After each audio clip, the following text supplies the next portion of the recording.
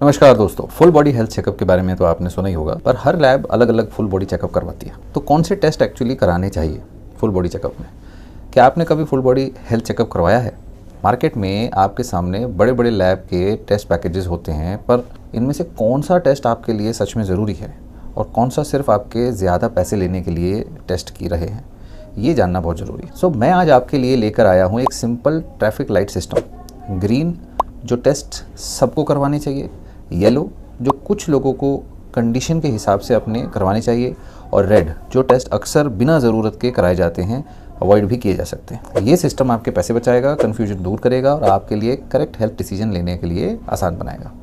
सबसे पहले रेड वाली बात करते हैं, जो टेस्ट बिना रीजंस के नहीं करवाने चाहिए।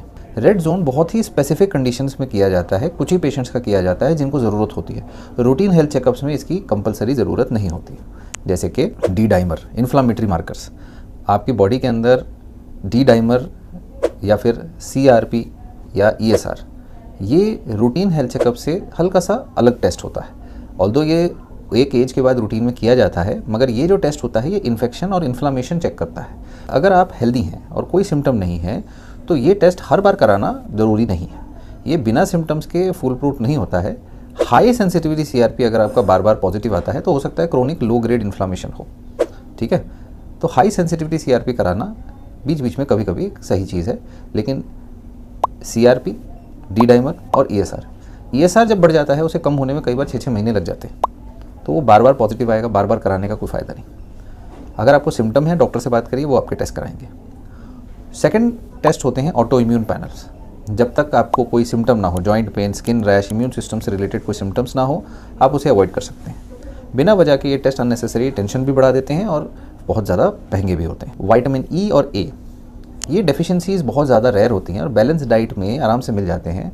डॉक्टर अगर आपको रेकमेंड कर रहे हैं कि विटामिन E कराओ, विटामिन A कराओ, तभी कराएं, वरना नहीं। Trace minerals, zinc, copper, selenium, ये सिर्फ तब कराएं जब मेल न्यूट्रिशन या स्पेसिफिकली डेफिशिएंसी सस्पेक्ट हो रही हो, रूटीन में नहीं। और लास्ट है ट्यूमर मार्कर्स। जी हाँ, CA-125, CEA, prostate specific antigen. देखिए, हेल्दी लोगों के लिए ये रूटीन स्क्रीनिंग में जवानी में नहीं है, एक एज के बाद ज़रूर किया जा सकता है, और कई बार CA-125 फॉल्स पॉजिटिव आ जाता है, जिससे यंग लोग पैनिक करने लगते हैं। PSA टेस्ट 40+ के लोगों के लिए करवाना चाहिए, बिना सिम्टम्स के, यंग एज में नहीं। तो ये रेड जोन हो गया। अब येलो जोन, जो कुछ सिचुएशंस में ज़रूरी होता है। पहला है सिस्टैटिन C। किडनी फंक्शन के लिए एक अच्छा टेस्ट है, स्पेशली अगर आप जिम करते हैं और प्रोटीन सप्लीमेंट्स लेते हैं, जैसे क्रिएटिन लेवल कई बार मिसलीडिंगली बढ़ जाता है, तो ऐसे में सिस्टैटिन C से हम किडनी फंक्शन को चेक कर सकते हैं। सेकंड है फीकल ऑकल्ट ब्लड टेस्ट।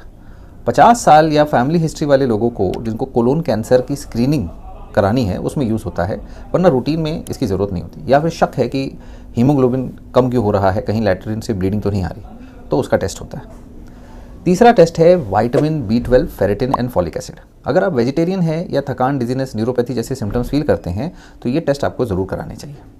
चौथा है हेपेटाइटिस C, B, HPV और HIV।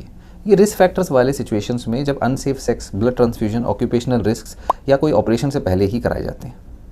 पैप स्मीयर या HPV टेस्ट, ये विमेन के लिए सर्वाइकल कैंसर स्क्रीनिंग में ज़रूरी है, स्पेशली 30 ईयर्स के बाद। ग्रीन जोन जो सबको कराने चाहिए रेगुलरली, पहला है HbA1c।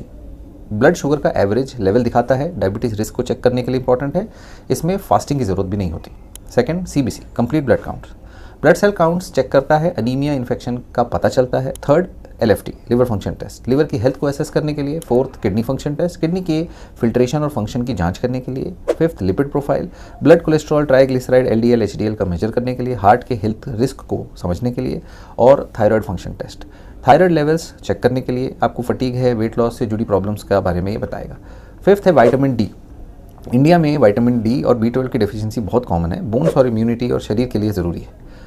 Sixth blood pressure, BP हमेशा चेक करना है। हाइपरटेंशन एक साइलेंट किलर है, रेगुलर चेक करना ज़रूरी है। यूरिन रूटीन एक इंपॉर्टेंट टेस्ट है, किडनी डैमेज के लिए, डायबिटीज़ के लिए, यूरिन के अंदर क्रिस्टल्स के लिए। ECG, हार्ट रिदम और इलेक्ट्रिकल एक्टिविटी चेक करते रहिए, 40 के बाद के लोगों के लिए सबसे ज़रूरी है। और फिर नेक्स्ट है eye exam, retina check, diabetic retinopathy जैसे कॉम्प्लिकेशंस को रोकने के लिए नेसेसरी है। अर्ली डिटेक्शन से ही ट्रीटमेंट ईजिली हो पाता है। देखो, टेक्निकली ज़्यादा टेस्ट करवाने से पैसे की बर्बादी होती है, एंजाइटी बढ़ती है, मगर कभी कभी चल जाएगा, हमेशा नहीं। हेल्थ डिसीजंस के लिए सबसे बेस्ट होता है अपने डॉक्टर से बात करिए और उसके कहने पे टेस्ट कराइए।